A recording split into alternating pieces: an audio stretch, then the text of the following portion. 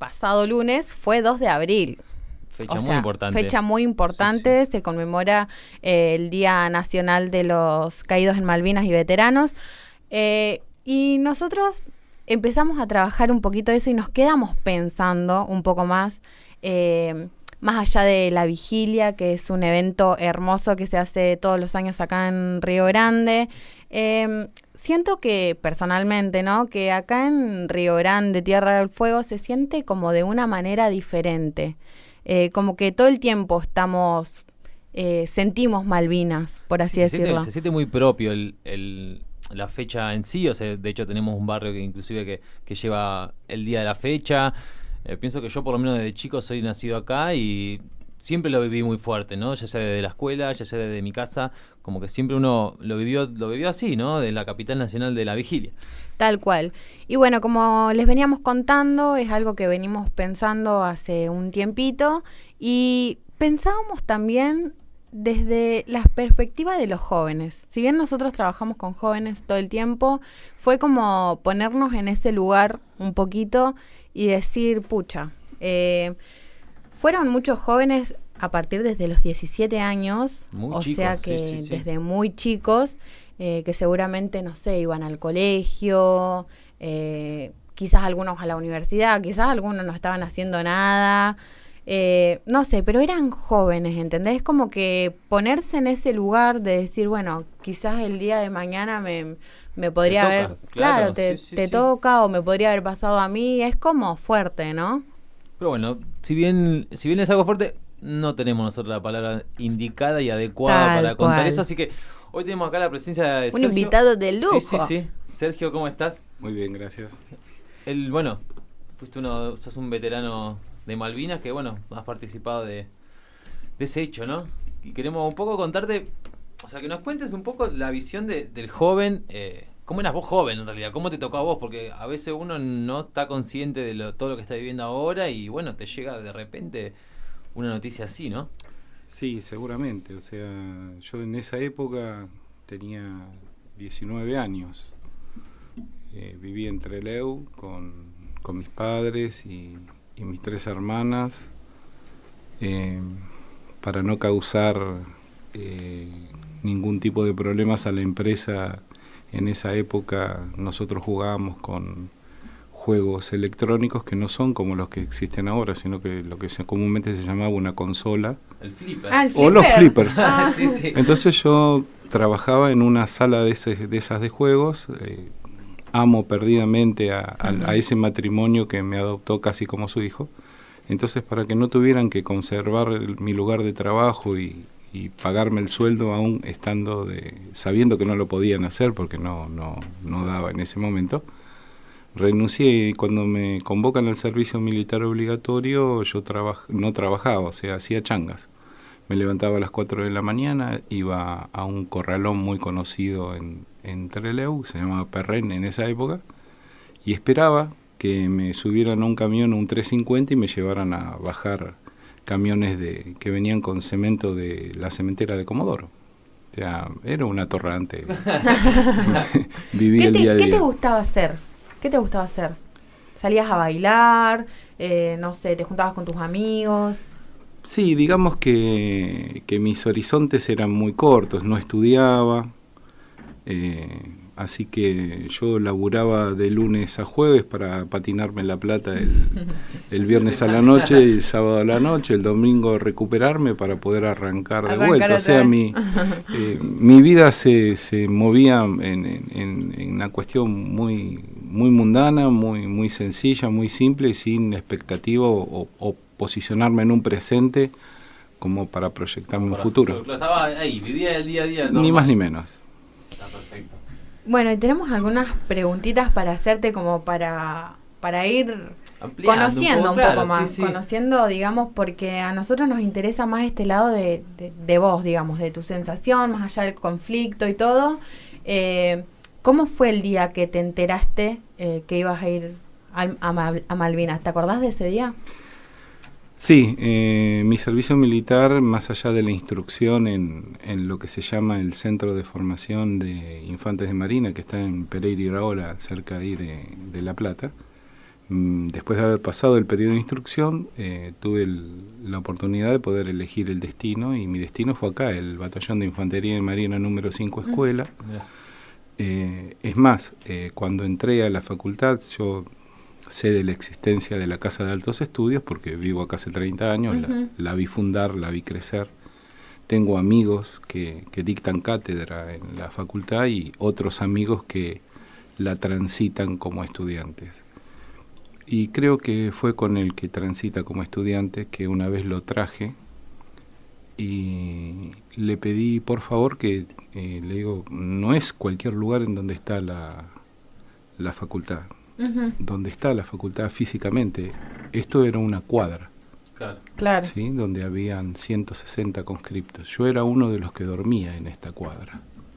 Mirá o sea, este lugar físico exactamente en donde estamos, para mí es muy caro a mis sentimientos. O sea, yo fui soldado conscripto del batallón, estuve en la compañía Punto de Apoyo Río Grande, que tenía su asiento físico exactamente en el mismo lugar en donde está instalada hoy la Universidad Nacional de Tierra del Fuego. O sea, si hay un lugar de resistencia, y esto lo aprendí después, que la vida me educó un poco, el acto revolucionario más importante que puede hacer una persona es estudiar. Mira. Y están en el lugar indicado. Pero sí, el servicio militar era voluntario, hoy por suerte no lo tenemos, espero. Si lo recuperemos en otro contexto, no con un contexto del conflicto inminente, pero estaba acá, justamente en esta cuadra, nos avisaron a nosotros, nos despertamos el 2 de abril como cualquier ciudadano, que el día 30 había estado manifestando en Plaza de Mayo y los habían golpeado, y de repente estaban todos vitoreando no un gobierno, sino un acto de reivindicación histórico después de 150 años. Me enteré, igual que cualquier hijo de vecino, mi familia no es de acá, seguían mis padres en Trelew. Me acuerdo de Isabel, que me vino a ver, que era mi único enlace telefónico, porque recordemos que, contextualicemos que en esa época no había WhatsApp, no había, no había celular. O sea, el contacto era telefónico. O por carta, y no todos tenían teléfono. Claro. O sea, también esa es la otra historia. No había teléfono fijo en todas las casas. Así que Isabel le pedí que mintiera, porque esa noche iba a llamar a alguien de mi familia. Y fui muy claro. Le digo, si llama a mi mamá, le decís que estoy en un operativo de campaña, que el batallón salía frecuentemente a pasar varios días en el campo en la isla. Y si llama a mi papá, decirle la verdad, decirle que en ese momento, mientras vos estás hablando con él, yo estoy pisando suelo en Malvinas. ¿Cómo fue esa primera sensación de... O sea, la primera sensación, o sea, uno siente igual cuando pasa, ¿no? ¿Cómo fue esa sensación? No sé si te recordás, o sea, todo lo que revoluciona también a uno por adentro. Y lo que pasa es que se pone en 3D no solamente el mapa plano de la República Argentina, blanco y celeste, y ves las islas ahí, 2 puntitos al costado a la derecha antes de llegar a la Antártida. No solo que se te ponen en 3D, sino que recordás todo lo que la formación académica en la escuela, ¿no? En la escuela primaria, parte del secundario repetido. Y te sentís parte empezás a sentir cosas, por ahí sin mucha claridad, pero el sentimiento es ese. Queremos, más allá del evento, del acontecimiento, queremos ver la mirada joven, o sea, como uno era joven en ese momento y cómo resurge ahí, más que por el conflicto, sino como uno ve esa mirada de joven, de que te toca este momento y les toca hacerlo en realidad, ¿no? Esa era la perspectiva que queríamos un poco tocar, no tanto del... Bueno, vos imaginate que a los 18 años uno es bastante inconsciente. Sí, justo decíamos que... Claro, está ahí. Y no teníamos idea de lo que pasaba. Tal es así que, si me permitís una anécdota muy cortita, sí. Yo estuve en el portaaviones, conscripto de clase 62, estaba trabajando en el portaaviones en una operación de práctica de 15 días y nos cortaron a los 7 días y entramos a puerto. No sabíamos por qué es lo que pasaba. Llegamos a puerto, un enjambre de camiones, tanques, camiones carga, todo el muelle iluminado, todos los barcos cargando, no entendíamos nada. Solamente los que vivíamos en Bahía Blanca y Punta Alta nos dieron el permiso para salir. Esas cosas de la vida que uno no se explica por qué hace. Cuando yo me bajo por la planchada es el caminito que hay entre el barco y el muelle. Claro, sí. Me doy vuelta para atrás y el nivel de flotación del barco estaba aproximadamente a 1 metro 20 del agua. No sé por qué hice eso, lo miré y me fui.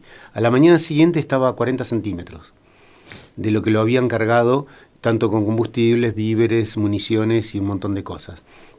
Hay que tener en cuenta que el portaaviones transporta 3 tipos diferentes de combustible, tanto petróleo para las calderas propias como el combustible de 2 tipos de combustibles distintos para las aeronaves, y todo el alimento era prácticamente el almacén de la flota de mar.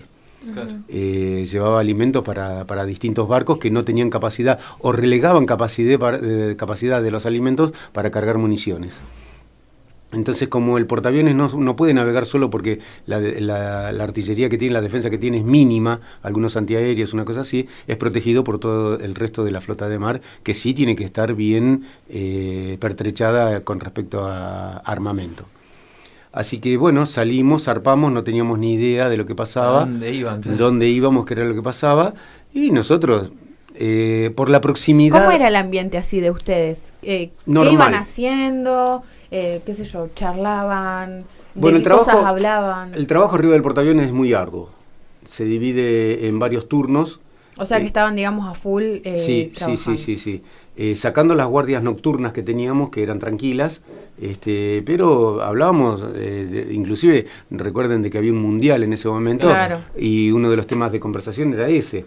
Otro de los temas de conversación, o las posibilidades que nosotros teníamos, que veíamos que era el motivo de esa navegación, era el conflicto con Chile, que hacía 4 años que habíamos tenido. Uh-huh. No se olviden que en el 78 habíamos tenido ese pequeño inconveniente. Como uno no era consciente de lo que estaba... No. Yo me desayuné el 2 a las 8 de la mañana estando de guardia con un suboficial tomando mate, enganchamos Radio Nacional de Gallegos, y ahí nos enteramos con el comunicado que las Fuerzas Armadas solían dar, claro. Porque no olviden que teníamos un gobierno de facto, sí.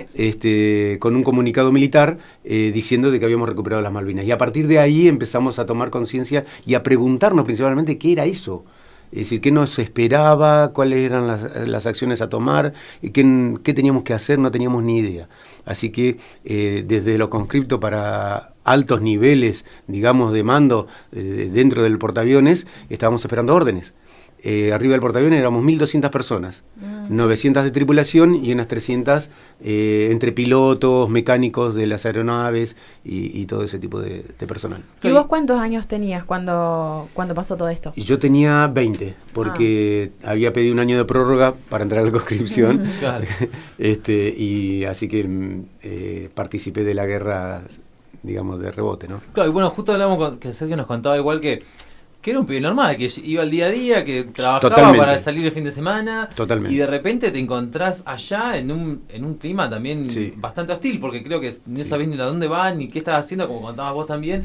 Y cómo también uno no se da cuenta de las dimensiones de las cosas, también siendo joven, y cómo cambia. O sea, eso es lo que queríamos claro. Más que nada plasmar a la gente que nos está escuchando, y más que nada a los chicos que cómo uno cambia de un día para el otro, ¿no? Cómo fue ese volver, ¿no? Bueno, por eso nosotros no aceptamos el término los chicos de la guerra. Claro. Porque nosotros fuimos adolescentes hasta el momento en que empezó la guerra, o hasta el 2 de abril. A partir de ahí éramos hombres como cualquier otro que combatía para defender a su patria. Sí. Sí, tal cual. Por ahí sin acabada conciencia. Sí, eso se hacía totalmente inconsciente. Por eso también nos interesaba saber, digamos, qué pensaban ustedes, o sea, cuál era su pensamiento cuando se enteraron que tenían que ir a una guerra, tenían que combatir, pelear, luchar, o sea, qué pensamiento Ese pensamiento se desarrolló entre el 2 de abril y el 1 de mayo, que comenzaron las acciones bélicas ¿no es cierto? Porque hasta ese momento uno estaba en preparativos. Ustedes no olviden de que nosotros hace 200 años que no participamos en una guerra. La última guerra que tuvimos fueron las invasiones inglesas. Sí. Entonces no teníamos práctica en eso como pueblo, como sociedad. No teníamos ni idea, nadie nos había instruido, y menos a los conscriptos, sobre eso. Nosotros teníamos una base muy, muy básica como guerreros, digamos, como combatientes. Por eso justamente la admiración después de la Guerra de Malvinas, la admiración de los ingleses cuando se enteraron de la preparación que los conscriptos tenían. Claro. Sí, yo justo estuve leyendo unas cosas que decían, no sé si será real o no, que venían, que hay una nota de unos ingleses, creo que no me acuerdo cómo se llama el periodista, que ve un ataque de los aviones de la Argentina, que venían dos aviones argentinos atacando a un barco. Y, o sea, la valentía del argentino, decía, porque venían traspasando como la cortina de fuego que los habían agarrado con el radar, que eran creo que eran 2 aviones del año 50. Sí. Y que hace una maniobra como que se juntan los dos ala con ala para cruzar achicar el blanco. Claro. Ahí está.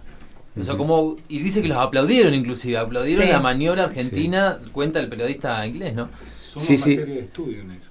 No me digas. Sí. En West Point, como en distintas academias de guerra, como hacían las escuelas de aviación de las grandes potencias del mundo, la OTAN inclusive y todo lo demás, estudian este tipo de maniobras, porque realizarlas con un avión de última generación y demás, pero con esta que decía Bernardo recién, con personas que hace 200 años... Y equipamiento también, porque también los aviones... Por eso el A4Q es hacer lo que hicieron con los Pucará, o sea, que son aviones a turbohélice.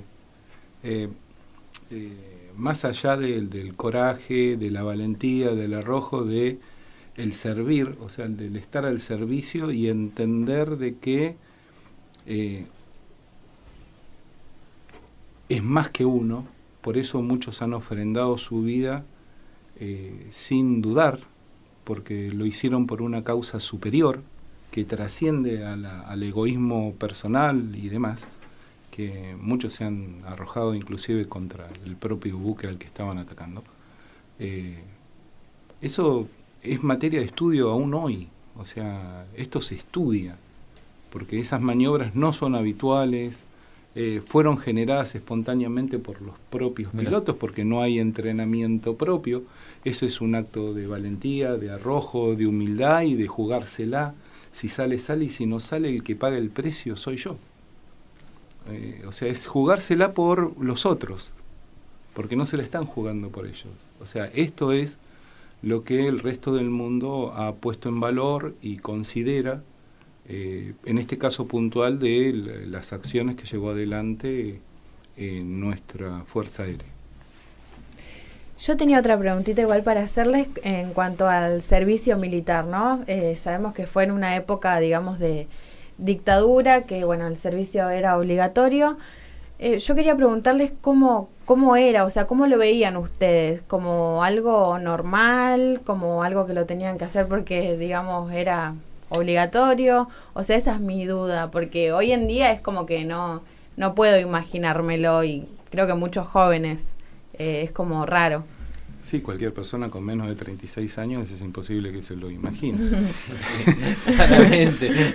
Eso es mínimo, pero más allá de la matemática fría, tenías 2 opciones, ¿sí? Como todas las cosas en la vida. O no cumplías con la ley, con lo cual estabas proscripto, sí, o a regañadientes, presentando excepciones, como en el caso de Bernardo, para estirarla y estudiar. Por eso que hay conscriptos de 26 años. Claro. O sea, han llegado al término de su carrera profesional y una vez obtenido el título, andase la colimba. Claro. Esto era, nada. Sí, después de la harina, el huevo y todo lo demás, bueno, ahora anda a cumplir con tu servicio a la patria. Claro, porque vos pediste una prórroga hasta que te recibías, te dieron el título, ahora anda a cumplir. Esta es la cuestión. Son esas 2 alternativas. Y insisto con esto, o sea, fue una cuestión muy romántica por parte de la generación del 62, 63, una partecita por ahí del 64 y bueno, después del personal de cuadros, pero básicamente como Bernardo, como yo, que jugábamos a la bolita, tirábamos con la gomera, hacíamos carrito de rulemanes, jugábamos a la mancha y demás hierbas, sacarnos de ese contexto, llevarnos a un contexto absoluto y totalmente hostil. En un principio, entre el 2 de abril y el 1 de mayo, como decía Bernardo, era una cuestión de hipótesis, de conflicto. Vienen, no vienen, llegan, no llegan, llegarán, no llegarán, llegarán y pelearán, llegarán y no pelearán, vamos a hablar, ¿qué vamos a hacer? Hasta el 1 de mayo. Uh-huh. El 1 de mayo nos quedó muy claro qué venían a hacer y cuál era el objetivo que perseguían. Y a su vez, ¿cuáles eran nuestras opciones? Defendernos. No había otra. Hasta morir. No, porque no tenés ni siquiera para dónde correr. O sea, la isla se te termina en algún punto. Sí. No hay para más que dónde ir, de verdad. O sea, no. O sea, podés recular hasta un punto.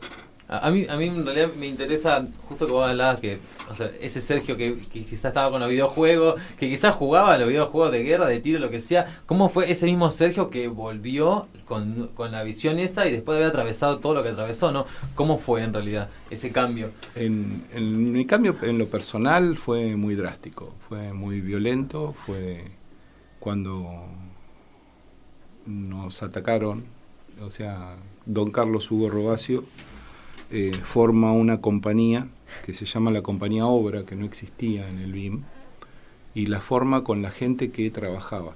Y la gente que trabajaba dormía acá, en la sede de la facultad, en la cuadra del punto de apoyo Río Grande, que es donde hoy está la sede de la facultad de la Universidad Nacional de Tierra del Fuego. Estos 170 pibes que estaban acá, que no tenían instrucción militar, que solo tenían un oficio, les pidió si podían detener el avance británico un par de horas para poder reagrupar el batallón, para poder resistir, porque ya no hablábamos de atacar, solo de resistir. Nos pidió 6 horas, retuvimos el ataque 24 horas. Cuando murió un amigo sobre mi cuerpo, de bronca empecé a tirar, pero mi primera reacción fue la de cualquier chico que, insisto con esto, jugaba a la bolita, tiraba con la gomera, armaba el carrito de rulemanes. Cuando vio morir a su amigo, a su compañero, fue un acto de ira que aún me acompaña. Empecé a tirar y no paré de tirar por mi amigo, o sea, claro, ni siquiera por mí, ni por la bandera, ni por la patria, ni por mi mamá, mi papá, mis hermanos que estaban entre el ego, o sea, fue un acto de venganza, lisa y llanamente, lo que puede pasarle a cualquier pibe cuando le pegan a un amigo, claro, a la salida del boliche, que salte el otro. Bueno, eso, traspolado 36 años para atrás, fue lo que, por lo menos a mí en lo personal, me pasó. Y no olvidemos que esa actitud, cada uno con su motivo, Sergio tenía el de él y cada uno de los soldados argentinos tenía el suyo, se transmitió hasta el último grupo del batallón 5, que disparó hasta que se quedaron sin municiones.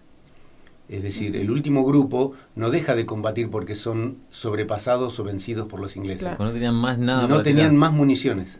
No tenían más municiones. Entonces se replegaron a Puerto Argentino con todas sus armas, con todo su armamento, pero sin municiones. Es más, si hubiera tenido gomera, todavía le estoy tirando piedras. Está bien. Está bueno. Esa es otra de las falencias, y un chico en la carpa me preguntó cuál era la diferencia tecnológica y cómo nosotros lo superábamos, ese tema con los ingleses. Y le digo, mira, con ímpetu, con valentía, con ingenio muchas veces, de cómo tirar, dónde o qué arma usar, o qué estrategia usar, como decía Sergio, cosas que salían del momento y que hoy en día, sin quererlo, porque eso vos no lo pensás, de que el día de mañana, 30 años después, los ingleses lo van a estudiar como una estrategia de guerra. Claro, ¿se entiende? Sí. Entonces nosotros compensábamos la diferencia de tecnología con astucia. Claro. Exacto, tal cual. Con astucia. Y también la falta de abastecimiento de recursos, y de toda esa logística que ellos tenían en cuanto a información satelital, en cuanto a un montón de cosas que ellos tenían y que nosotros no. Entonces, si nosotros hubiésemos tenido abastecimiento de municiones, hubiésemos tenido el apoyo de información, de inteligencia de los países que ellos tuvieron, la historia hubiese sido otra. Bueno.